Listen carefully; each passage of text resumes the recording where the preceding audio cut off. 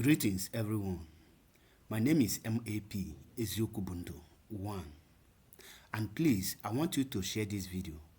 Also like and comment. Make sure that it reach your family and friends, those in diaspora and those in our land. Let this video reach them, because in this video you are going to learn a lot, most especially the activities of Fulani bandits, those sponsoring them and those who are behind it.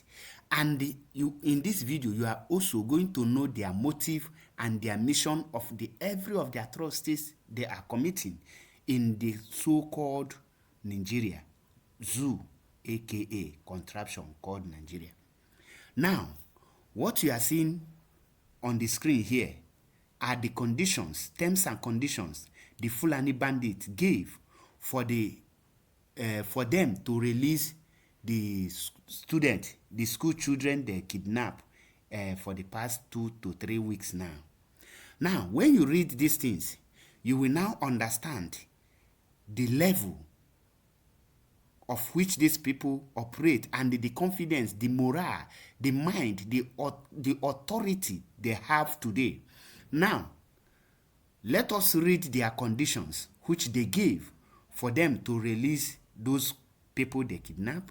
Now, number one is that they say that 1 billion to be paid into an account in Benin Republic. Number two, release of terrorists currently held in Agodi and the Abolongo prisons. Number two, 2 Hilux vehicles, and that is number 3, I mean to say. Then number 4, which is the fourth one, amendment of Oyo state laws to enforce and introduce Sharia law. And now I believe you understand it. You now understand where they are going and what they want.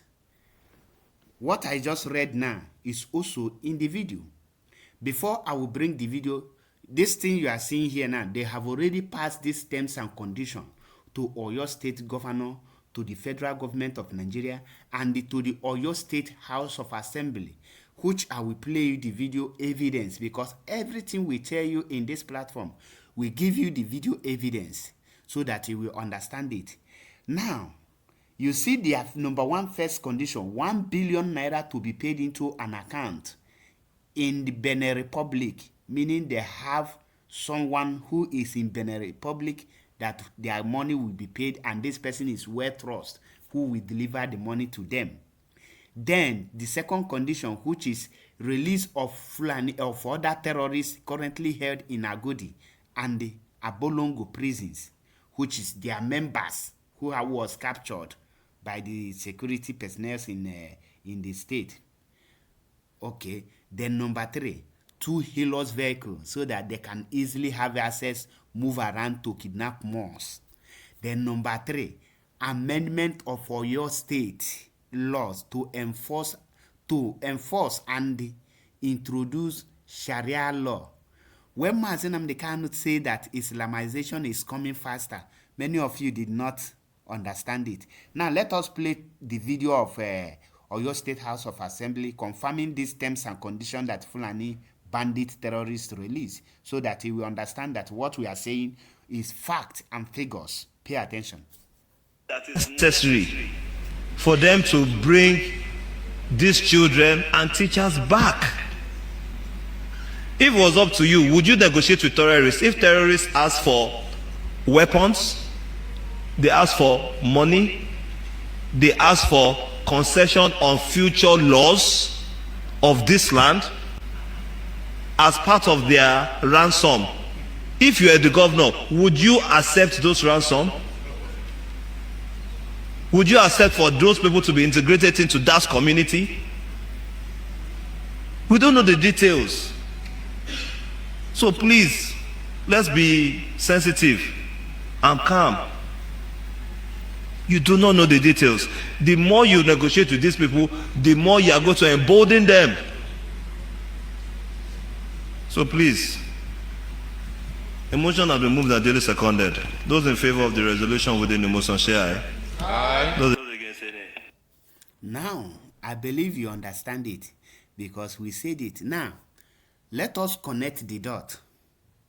If Nigeria government can easily trace someone who use AI to record the voice of Tinubu all the way to Benin Republic and deport the person or arrest the person within 24 hours, why can't Nigerian government also trace the owner of this very account in Benin Republic, who is also by venture now for them to provide such person?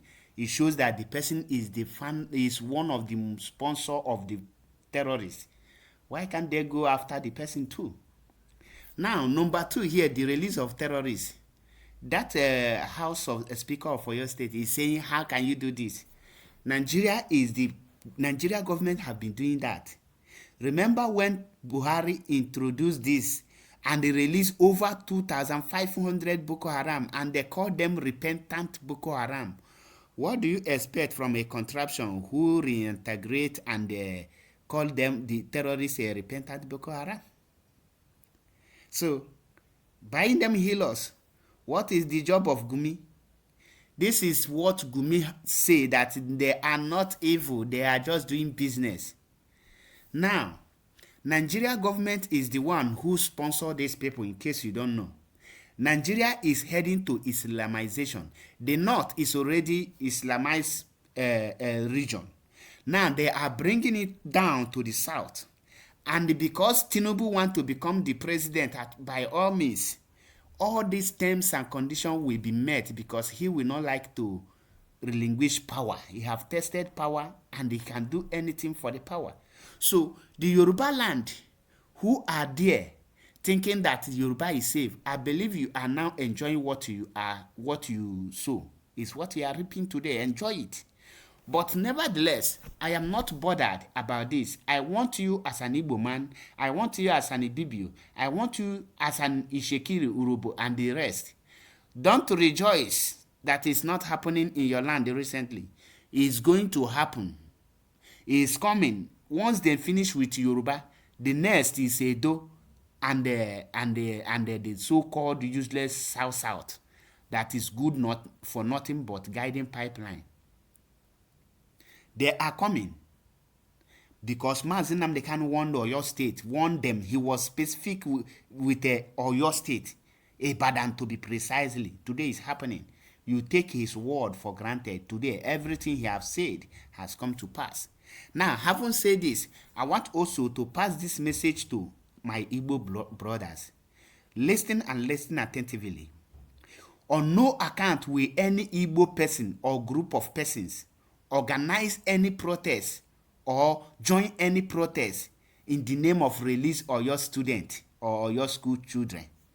Such protests must never be heard or even be organized in Igbo land, because this is a quarrel between husband and wife. The Yorubas are the wife and the Fulani bandit are the husband. So they are just having a family misunderstanding. So the Igbo, who is not the family member of these two groups, shouldn't get involved, because end of the day, these two husband and wife must find a way to settle themselves. At that time, you become the victim.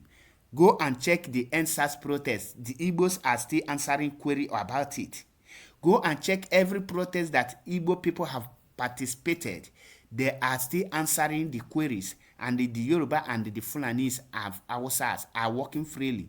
On this note, I advise my Igbo brothers, allow the Yorubas to carry their cross, because this is none of our business. Our business should be how to make sure that our own region will be protected, that when this Fulani uncircumcised Janjaweed will come to us, we will be able to withstand them and defeat them hands down and send them to Chukwukabiama for judgment. We must not depend on the failed government of the zoo called Nigeria. Every village must prepare themselves. I don't want to take much time. I want Nigerians to start enjoying their one Nigeria, because the benefit of one Nigeria is calamity.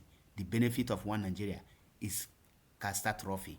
Almost here Mazi Nnamdi Kanu, almost here Biafra.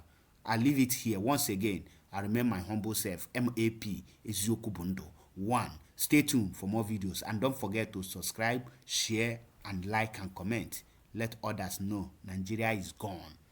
Nigeria is gone. Look at Fulani terrorizing the entire country, giving terms and conditions, and nobody will ever catch them because they are part and parcel of the government.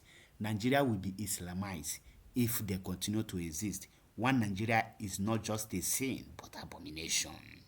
Almost here, Biafra. Thank you.